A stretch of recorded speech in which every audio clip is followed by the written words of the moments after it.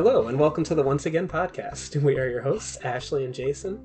In this episode, we will be looking at the 1959 film, Sleeping Beauty.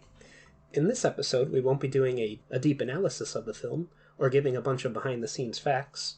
Actually, that's not really true in this episode, because this is one of my favorites, so I dived into a couple rabbit holes. But rather giving our impressions of the overall film and the songs from the film. We'll also be giving a score to the film and ranking the songs. So grab some popcorn, sit back, and enjoy the episode.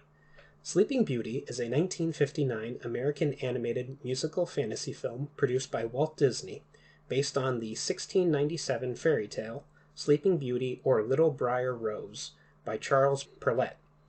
It's also sometimes titled Sleeping Beauty in the Woods, La Belle Bois Dormant in French, or Dornröschen in German, which I believe translates to Briar Rose in German. Yeah. And it is the 16th Disney animated feature film in the Disney animated canon. It was released to theaters on January 29th, 1959 by Buena Vista Distribution. You know, it's funny too, both this and the last one, I haven't been able to find anything about where the premieres were. I kind of miss talking about the premieres in the movies, but c'est la vie. The film's supervising director was Clyde Giomini, with sequence directors Les Clark, Eric Larson, and Wolfgang Reithman, with additional story work by Joe Rinaldi, Winston Hibbler, Bill Peet, Ted Sears, Ralph Wright, and Milt Banta. And I have a note here saying that Eric Larson did not animate any of the characters for the film. Instead, he directed the entire forest sequence, which stretches from Briar Rose, aka Aurora, wandering through the forest with her animal friends all the way to Princess Aurora, renamed Briar Rose, running back home, promising Philip they will meet again later in the evening.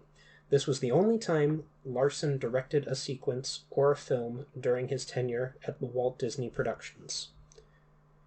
At Walt Disney Productions, not the Walt Disney Productions. I'm not 90.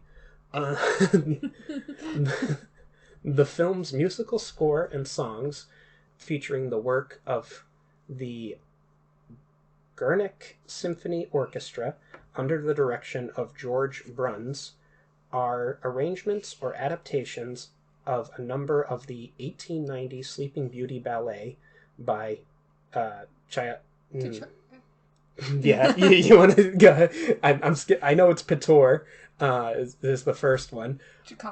Tchaikovsky, thank you. Those are crazy Russians, man, and their names.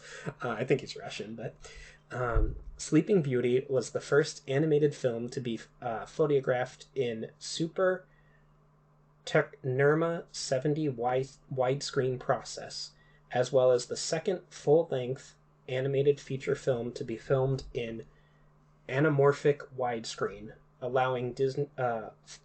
following Disney's Lady and the Tramp 4 years earlier. The film was presented in Super Technirma 70 and 6-channel stereograph sound in the first run engagements. I talked about you off screen that they filmed the movie before for reference of how characters would move and how real humans would move in certain sense. They've done it for other ones too. Actually, I don't remember if we discussed this, but in Peter Pan, a lot of people think that Tinkerbell was based off of Marilyn Monroe, and that's not true at all. I forget the actress's name, but it was based off the actress that they used for movements of how Tinkerbell would move and everything. And in just a few moments, I'm going to mention, not only the actors that voiced, but possibly the actors that were the the references. Sleeping Beauty is also the last animated feature produced by Walt Disney based on a fairy tale. The studio would not produce another until The Little Mermaid in 1989, well after Disney's death in 1966. Interesting. I didn't think about it that way. Yeah. It is also the last cell animated feature from Disney to be inked by hand before the studio switched to using the Xeniograph process. And basically think of using a laser printer rather than an ink printer. That's how I could summarize it the best. Sleeping Beauty spent nearly the entire 1950s in production. The story work began in 1951. Voices were recorded in 53. Animation took from 53 to 58.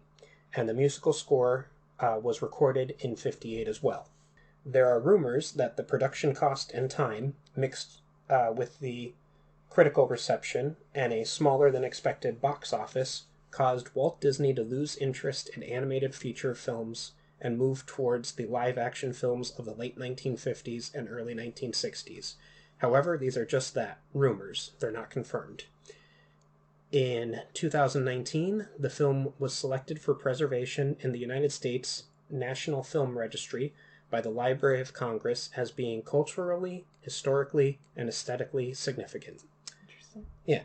The budget for the film was $6 million, or just over $59 million today, and the box office was $51.6 million, or roughly $510 million today. Now, I know that sounds like a great number, but because it was in production for so long and the film had to be redone several times, it wasn't the big earning that they were hoping for. This is also, I found this note, but I didn't know if it was true, so I didn't include it in the last recording that we did, but Lady and the Tramp was the last Disney movie written by multiple writers, and it said every Disney movie going forward was written by one writer. I don't know if that's actually true, but it is for Sleeping Beauty. The story was by Erdman Penner, and it was based on Sleeping Beauty by Charles Purett. I forget if I said it that way before, but you know who I'm talking about. It was produced by Walt Disney. It was edited by Roy M. Buer Jr. and Donald Holliday. The music is by George Bruns. The production company was Walt Disney Productions, and it was distributed by Buena Vista Distribution.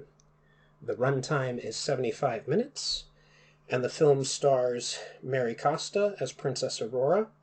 Maybe I won't mention the performance capture artists. It's a lot to go through. Bill Shirley as Prince Philip. I will mention this one because Eleanor Audley was the voice actress, but she was also one of the performance capture people for Maleficent. Verna Felton as Flora.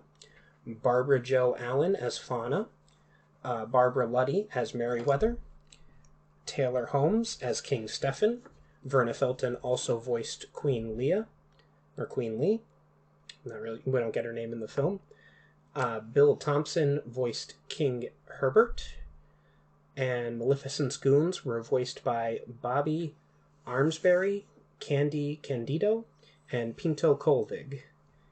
We don't have the voice actor for Harold, sadly, and Dallas McKinnon voiced both the Owl and Diablo, Maleficent's little raven guy, and which we don't get his name in the film either. It's only outside sources that we know that it's Diablo. And Marvin Miller was the voice of the narrator. So let's dive into the plot. We have the opening title sequence. It features those classic Disney title cards with, I put quote-unquote fancy letters. And we have the song Once Upon a Dream, sung by a chorus. And I wrote down that it is merely 2 lines from the actual song that will come later in the film. And I gave it a 5 out of 10. It's fine, but not as good as what is to come. Yeah, that's pretty much mine. I have 6 out of 10, but you're correct. It's just not as good as what's to come. It's kind of just, it's there. Okay. And then my next note is we have a book opening. Yay! And I have a note about that, actually. The fairy tale book used in the beginning of the movie was real and was handmade by, Everd Earl, the man responsible for the entire look and feel of the movie. It was restored in 2008 and is displayed sometimes during public events. So it's actually a real book. I like that. I like that. I'd like to see the real book in person. Me too. So we move on to Princess Aurora, and she is named after the Roman goddess of the dawn because she fills her father and mother's lives with sunshine. Everyone was invited to the christening ceremony. Well, not everyone. And baby Aurora is betrothed to the young Prince Philip, the son of her dad, which, when I was making my notes, it would not let me have the double L in Philip in this one spot, and everywhere else it would. It kept, weird. Yeah, it kept correcting it to the one L here. I don't know why. But the son of her dad's friend, who rules the neighboring kingdom, King Hubert. Stefan and Hubert wanted to unite their respective kingdoms through a future marriage between their respective children. And I wrote down here that the animation in the opening scene is strange. The subjects of the kingdom are drawn differently from the named characters in the film, and they look like the characters out of the book, whereas the named characters look like animated characters in the traditional Disney sense. I also wrote down, are King Hubert and the king from Cinderella related? Because they look exactly the same except for some facial hair differences. Yeah, I never noticed that before, but watching these in such a close time period. I just want to say I love both the kings so much in this film. Yeah. They're some of my favorite characters. They are good. And I also love Prince Philip's face when he looks at baby Aurora. He just has like this disgusted, confused look. Now, granted, the fairies hadn't shown up and given her the gift of beauty yet. And, obviously. And some babies, especially right after they're born, which presumably this would only be a few days after she was born, are not the prettiest thing to look at. So maybe Prince Philip was justified in the face that he made. And we have the song here, Hail to Princess Aurora, sung by a chorus. It's fine, but I'm not a big fan of these chorus songs in the classic Disney films. 5 out of 10. You already know I hate all these weird chorus songs. Yeah. This film is littered with them, to be honest, which brings it down for me a lot. 3 out of 10. Oh, okay. This is not going to be a good movie for its songs. All right. Sorry, Sleeping Beauty. At the princess's christening, the royal herald announces the arrival of the 3 good fairies who came to bless her. Flora in red, Fauna in green, and Merryweather in blue.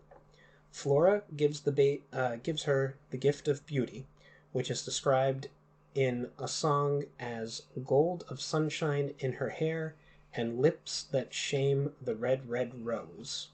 Fauna gives her the gift of song, so that she may sing like a nightingale. And we have here the song, The Gifts of Beauty and Song. It's sung by a chorus, just a few lines set to music, and I wrote down that the animation is cool, but I gave it a 4 out of 10. I gave it a 3 out of 10. Okay. It's okay, but not great. It doesn't do anything for me. Like, it just doesn't. Like, I get that it's just about what's going on in the film itself, but we got better things to get to. Yes.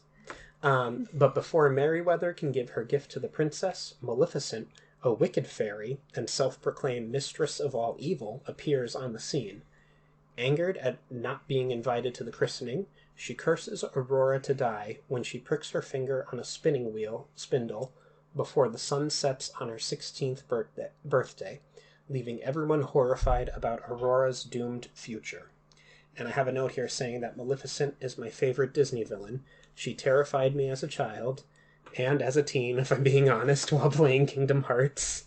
And despite being truly evil, she is just awesome. And Eleanor Audley is perfect at voicing the character. Maleficent is such a great Disney villain. I love her so much. Yeah. And yeah, I agree. Definitely terrified. Terrified of her. Yeah. Very scary. And though Maleficent disappears, Flora and Fauna point out that Merryweather hasn't given her gift to Princess Aurora yet. While Maleficent's magic is far too powerful for Merryweather to undo the curse, she does use her magic to soften the curse, whereby, instead of dying, Aurora will fall into a deep sleep that will only be undone by love's first kiss. Which is it's so funny coming from Once Upon a Time. I always think it's true love's kiss, but all these movies have it as love's first kiss. This had it, Snow White had it as that. Like, it's just... Interesting. Yeah. Luckily, none of these princess and princesses kiss each other before they need to. I know, right? Yeah. But yeah. Yeah. See, this section right here is what'll get me later, is when they're like, we are not powerful enough to do anything about Maleficent. Like, let's taking that note, we'll get to it later. Okay. All right. King Stefan, still fearful, orders all spinning wheels in the kingdom to be burned as a preventative. Knowing Maleficent is extremely powerful and will stop at nothing to see her curse fulfilled, least of all a quote-unquote bonfire, as the fairies refer to it, the fairies take Aurora to live with them in the forest, where they keep her safe from harm until she turns 16 and the curse is made void, which it should have been 16 and a day, in my opinion. These dumb people. Yeah. Ugh. To protect her fully, they even change her name to Briar Rose to conceal her true identity. And here I have a note. I noticed that Meriwether made a strange-looking cookie when she made cookies out of thin air. Yeah. I did not notice, however, in my research found out that she made them in the shape of Mickey's head. They were the 2 ears in the head. So there's a hidden Mickey in this film, and I realized that they were weird-looking cookies, but I didn't realize that they were Mickeys. In the Forbidden Mountains, Maleficent berates her henchmen after realizing that they had been looking for a baby for 16 years. As a last resort, she sends her raven, who we find out from outside material is named Diablo, to look for her. Aurora grows into a very beautiful woman, with sunshine golden blonde hair, rose-red lips, violet eyes, and a beautiful singing voice. She is raised in a cottage in the forest by the fairies, whom she believes are her aunts. Now, I have this note later, but I'll just bring it up now. Between her, golden hair and her violet eyes, do you think it's possible that Aurora is a Valerian? Obviously. Not necessarily a Targaryen, because she has the dragon blood in her, too. She could probably turn into a dragon as well. She has to triple That's why Maleficent wanted to take her out. Fair enough, then. All right. But I was like, I was sitting there watching, I was like, she has purple eyes and golden hair. Obviously, when Maleficent cursed her, she gave her some of that dragon blood in it. Possibly. So, I also wrote down that something I'll give the movie Maleficent, meaning the Angelina Jolie movie, credit for, is further expanding upon how the good fairies are idiots. This film kind of lightly addresses it, but they really expand upon it in that one. Yeah. We'll talk. I see, just in our off-recording conversation, you like Maleficent more than this. Yeah. And I like this more than Maleficent, so it'll be interesting when we get there. Yeah. But on her 16th birthday, while out picking berries, Aurora sings to entertain her animal friends. Her angelic voice gains the attention of Philip, who has grown into a handsome young man and is out riding in the woods. When they meet, they instantly fall in love. And I have here the song I Wonder, sung by Mary Costa, and I wrote down that it is a Disney princess song. The scene is to show off her beautiful voice and her friendship with woodland creatures. And Mary Costa has a lovely voice, but I think if someone recorded it today and modernized it, I would enjoy it more. So I gave it a 6.5 out of 10. I gave it a 5 out of 10. I actually wrote down that I really like the vocals, that I think the vocals were great for this, but they all just sound the same in this movie. Like, every song is just the same thing for me. Yeah. And it doesn't make it exciting, which is... Well, I think that might have to do with taking the music from Tchaikovsky's definitely ballet and working it into the movie. But no, that's a fair criticism to make. And if you enjoy it, like I do, you enjoy it. Yeah. But if you don't enjoy it, then it's going to annoy you. It doesn't do anything for me. Like, what I would have liked to see like a nice song coming from out of like a Maleficent, because I know that would have been like darker and deeper in tone and would have given something different to the movie instead of just across the board like very choral, very vocal heavy songs. Yeah. Like, a Maleficent song would have been cool. You're right. We don't really get Disney villain songs until I think like the 80s. We don't get that till like Ursula and stuff, to be honest. Yeah. Well, no, we're both wrong, because Ratigan in The Great Mouse Detective sings a song. We do, and that's great. Yeah, so we can't forget Vincent Price like that. But I think probably Rescuers also have villain songs. I think The Black Cauldron. Yeah, but I mean, Cruella de Vil is a song about the villain, but it's not necessarily. I think it's our first song about a villain that we get. Yeah, I think you're right, and we'll be covering that next. Yeah. So stay tuned, folks. But I have a note here saying that Prince Philip is definitely my favorite Disney prince so far. I wrote down that the prince from Snow White just stumbles on a dead body and is like, sweet. Like, Prince Charming from Cinderella doesn't even go looking for Cinderella. He sends the Grand Duke to do that. And Prince Philip is actually a man of action. He's out riding alone in the woods when he discovers Aurora. And spoilers, folks, he's the hero of the film. And I also wrote that I like how he bribes his horse, Samson, with extra oats and carrots if he investigates Aurora singing with him. Disney horses are superior horses. They are. That was something I watched behind the scenes about the animation in this and how much work went into it. And one of the things was animating Samson, I guess one guy did all of the animation for Samson, and they were like, oh, like all the animators were like, he did such a great job, like just like he's got a 3D model and he's a real horse, and like I was just like, okay, like if animation's your thing, oh, the producer's back and visiting. I think the producer will be visiting for some time in the next few weeks to come, every time we record. But moving right along, we have the song here, Once Upon a Dream, and it's listed as the reprise, but this is the main version of it. And it's sung by Mary Costa and Bill Shirley. And I have that listed, that's the real version. But it's also one of my all-time favorite Disney songs, top five, I'd say. And it is paired with one of my all-time favorite segments, how Aurora was dancing with the owl dressed in Philip's cloak and hat and boots, and then Philip swaps out with him and starts singing with her, and I gave it a 9.5 out of 10. I do love how startled she gets when Yeah. he starts singing, like, yeah, a man. Mm-hmm. And the owl just has this cross the forest, has a look on his face like, I don't know. Yeah. It just happened.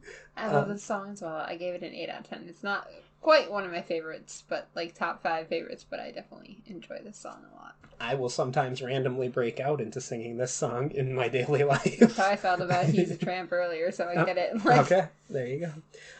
And I wrote down that this is one of the film's iconic scenes when Briar Rose, a.k.a. Aurora, meets Prince Philip. Oh, this is actually a production note that I have, not that I wrote.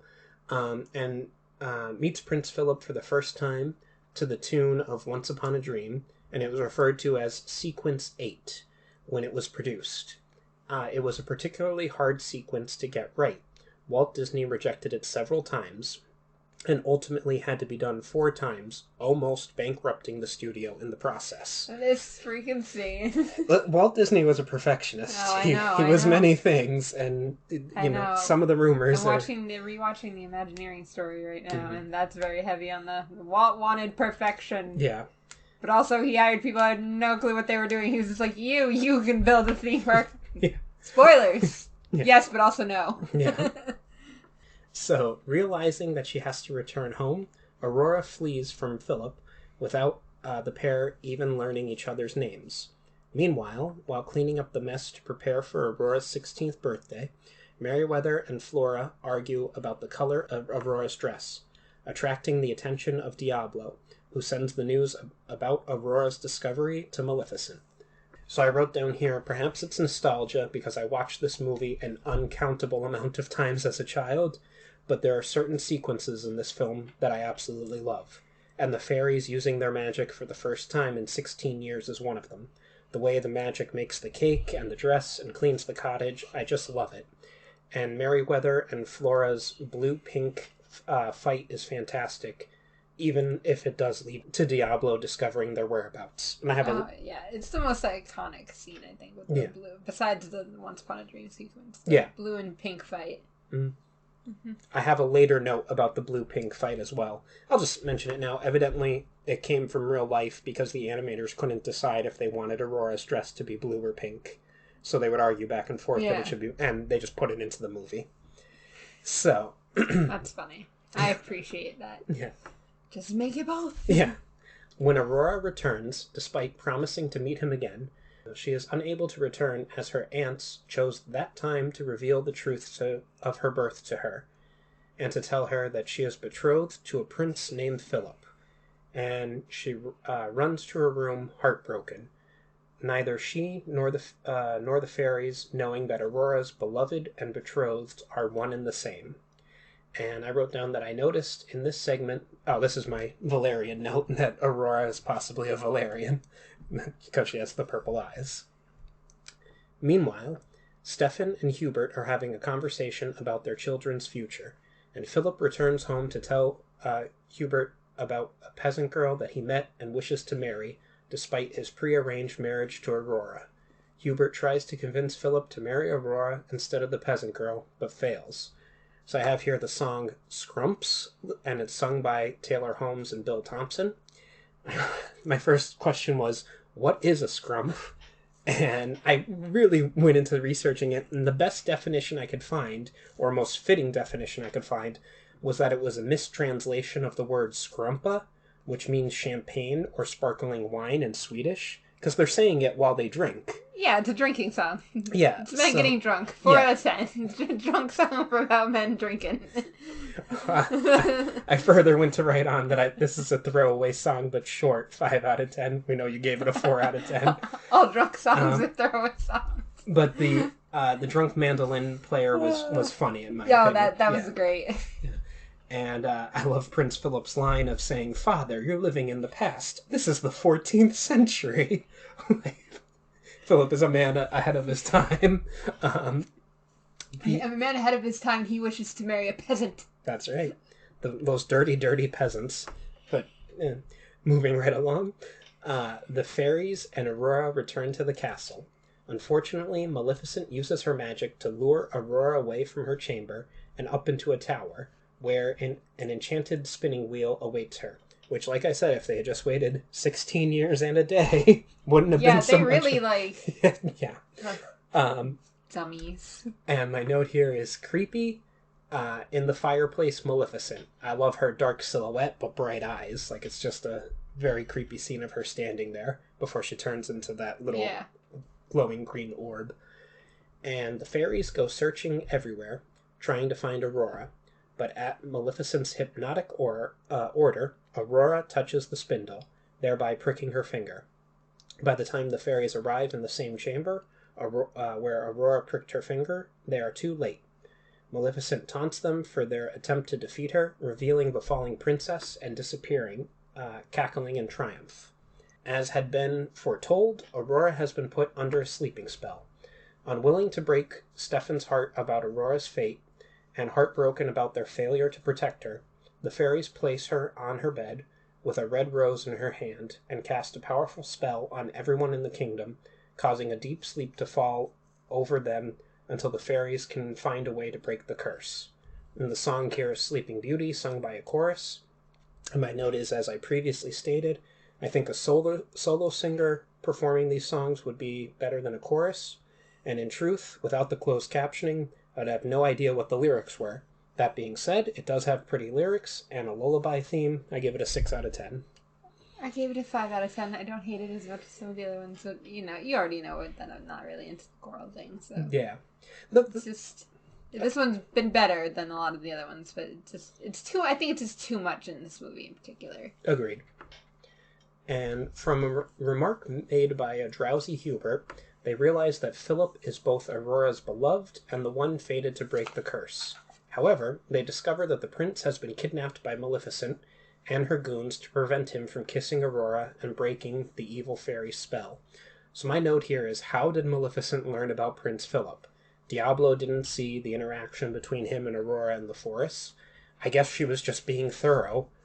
And then I thought, or perhaps she was hidden in Stefan's castle while the fairies mentioned that Aurora wanted to meet the other boy. Yeah. So maybe she overheard that, but still, it's kind of not a plot hole necessarily, but it's just like she really wouldn't have known about Prince Philip and coming there that night to meet Aurora and everything. The good fairies sneak into Maleficent's lair to help aid Philip in escaping, arming him with a magical sword and shield. So I have a couple notes here. I wrote that I love the design of Maleficent's castle. It's imposing, dark, and creepy, just like her. And her minions dancing around that giant green fire is a very creepy scene. And also the vision that Maleficent gave Philip, where he's old and finally gets to leave, and his horse is old and everything. Yeah. Which I think terrifying. Like, everything about it's terrifying. Well, I think that whole 100 years was mentioned as a thing to the actual original story, because the spell is cast and they have to wait 100 years for the prince to arrive to kiss her and wake her up. But Philip races to Stefan's castle, though Maleficent, warned by Diablo, whom Merryweather incidentally turns to stone, attempts to thwart him with her magic, at last transforming herself into a gigantic fire-breathing dragon. And I wrote down that I think the thorns that Maleficent grows around Stefan's castle is also iconic, and the music of the scene is just fantastic. Definitely. Yeah, and her whole line of being, how you face me and all the powers of hell, and she grows into the giant dragon. It's just awesome. After being cornered on a cliff, Philip flings his sword and impales her, causing her to crash down in destruction. Do you have anything you'd like to say, or should I finish reading this? Just keep going and I'll have my rant in a little bit. The prince then climbs up to Aurora's chamber and removes the curse with a kiss. One by one, everyone else, including Stefan, Lee, and Hubert, awaken from their slumber. And my note here is Prince Philip the only Disney prince, or possibly even the only Disney character, to directly kill the antagonist of the film? Probably not the only Disney character, but I think the only Disney prince for sure. No. I mean, I guess Eric drives the boat into Ursula. Yeah. But I guess they're similar. Yeah, they're similar enough. Yeah. Both impaled. Yeah. But I know you have some issues with this, so go ahead. We spend so much time basically saying the fairies are not, like, capable. They don't have the magic to defeat Maleficent. And yet, here we go. They gave Philip a magic sword and some stuff, and now that's good enough to kill her, though. Yeah. And, like, I don't believe that. And, like, honestly, I have it written down here. I'm like, where's the sequel to this movie? Yeah. Where she's actually freaking alive? Like, where is her Return of Jafar moment? Like, she deserves that. I agree. Because there's no way she's dead from, like, she got impaled as a dragon by a magic sword. The fairies that we've already established are way beneath her. Yep. Yeah. That's how she died. I don't believe that. And I think, like, you know, as a kid, you're like, but they defeated her. But, like, as an adult, I'm like, no. But like, we've already established the fairies are incapable of doing this. Yeah. So, I don't know. It just bothers me. I think, we've criticized Michael Eisner a lot and other Disney CEOs, but there's a free idea for you guys. Sleeping Beauty 2, where Maleficent's still alive. Maybe she goes... Return of Maleficent. Yeah, maybe, just give it to... Maybe she goes after Philip and Aurora's daughter or something like that. Who knows? Yeah, she's too busy antagonizing Sora in Kingdom Hearts, right? Yeah, you're right. She does come back in that, though. She comes back all the time in that. Yeah. So, moving back into the plot, a fanfare announces Aurora and Philip's arrival in the throne room. And I forget if I have this in my later notes, but that was actually the original national anthem for France before the song, the music that plays there was the national anthem for France before the Napoleon revolutions. So it was just interesting that casting this movie in France, or they placed this movie in France specifically because of that, where the former is happily reunited with their parents. Aurora then dances with Philip, each happy to learn that their betrothed and their beloved are one and the same. As Merryweather and Flora argue over the dress color again, the happy couple waltzes into the clouds. And the song here is Finale, parentheses, Once Upon a Dream, and it is sung by a chorus. And I wrote down, they knew what song was the bread and butter of this film. While I enjoy the version that Aurora and Philip are singing the most, it is a fine way to end the film. 7.5 out of 10. I agree. It's a nice way to end the film. I gave it a 7 out of 10. I didn't hate that they ended it on the chorus like this. It felt fitting. Very well. So I'm going to move into my overall score now. With the exception of Beauty and the Beast, I think that this is the Disney princess film I watched the most as a child. I have very fond memories of this movie, and as I previously stated, Maleficent is my favorite Disney villain. The only drawback I noticed while watching the film was the strange way the subjects of the kingdom were animated at the beginning of the film. That aside, I think that this is the best Disney classic we've covered to date, and I give the movie a solid 9 out of 10.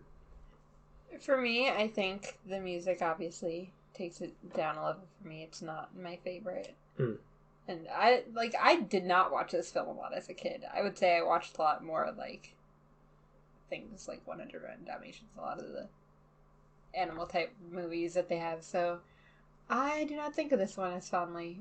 And while I love Maleficent as a villain and think she's probably the best Disney villain we've got, I don't think that saves it. And I give it a 7 out of 10. Oh. Wow. No, it's still good. Still a good score. But I also have listed here some trivia. I don't know if I'm going to include this in the final thing, but since this is one of my favorites, I just put it in here. The running, that should say gag, of Flora and Merryweather arguing about whether Aurora's dress should be pink or blue originated from the filmmaker's problem. I already mentioned this. Eleanor Audley, who one of Walt Disney's favorite voice artists, most memorably as Lady Tremaine in Cinderella, initially turned the part of Maleficent down, much to Disney's surprise. As it later transpired, Audley was in the midst of battling a bout of tuberculosis and did not want to tax her voice too much. Yeah. TB. Fortunately, she recovered and accepted the part. Second only to Dumbo, released in 1941, who didn't speak at all, this Disney title character has only about 18 lines of actual dialogue throughout the entire film, in which she only appears in the film for about 18 minutes, and which is actually about the 3 fairies who protect her, not about Sleeping Beauty herself.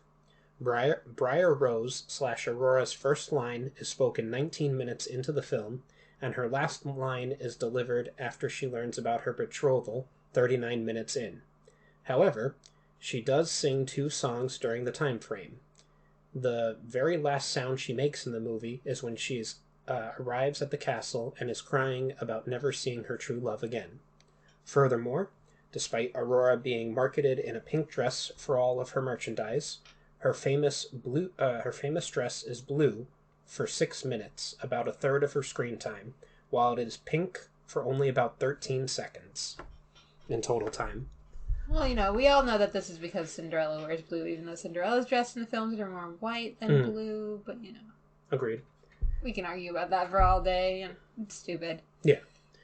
Queen Lee is the first mother of a Disney princess to be alive during the film. This would not happen again until Mulan in 1998, which Mulan technically isn't a Disney princess. You know what? I'm glad she's alive, not that it matters. She doesn't say anything anyway, so... Yeah. Well, that's kind of goes along with the last thing about how Aurora doesn't really talk. Yeah. Disney, and I agree with them on this, women should just be pretty and silent. I don't know if the mic... I hope the mic picked up that slap. Yeah, I just got a nice slap on the shoulder. Also, I love all the pumpkin hair on the mic now. Oh, yeah, well, our producer Pumpkin was rubbing up against the mic before, so there's a little pumpkin hair on it.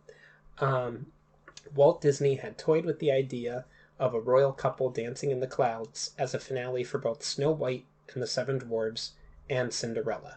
And you even remember we had that conversation about how their castle is in the clouds in Snow White, and that led to people thinking that they were both dead. The concept finally got used in Sleeping Beauty in 1959, and was later reused in Beauty and the Beast in 1991, and The Princess and the Frog in 2009. A similar image appeared in Bongo, in the Bongo segment in 1947, in Fun and Fancy Free. The viewers never got to find out what gift Merryweather was meant to bestow upon the princess. Wisdom or compassion would have been the obvious choices, but according to the Platinum Edition DVD's commentary, her gift was going to be happiness. Compassion. It would have been... No, a ruler can't have compassion. They have to be objective. The spinning wheel is seen in Rapunzel's tower in Tangled. The music when Aurora and Prince Philip descend the stair... Oh, I mentioned this already, was that it was originally the royal anthem of France. I said the national anthem, but the royal anthem, same thing before Napoleon. Even after Napoleon. But Eleanor Audley, Maleficent, and Verna Felton, Flora / Queen Lee, previously co-starred as Lady Tremaine and the fairy godmother in another Disney animated film that was also set in France and based off another fairy tale by Charles Perrault.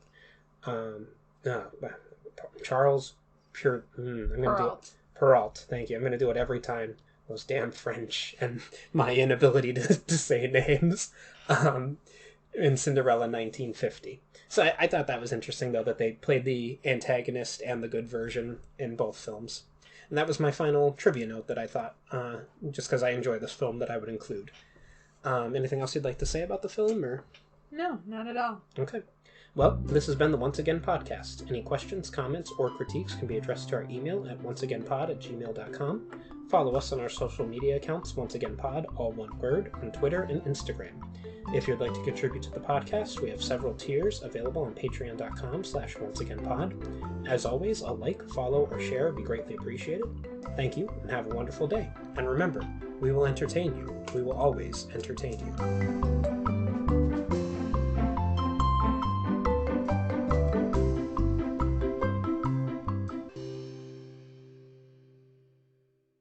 Rumpelstiltskin always says that magic comes with a price. But for this price, you can get a nice piece of jewelry.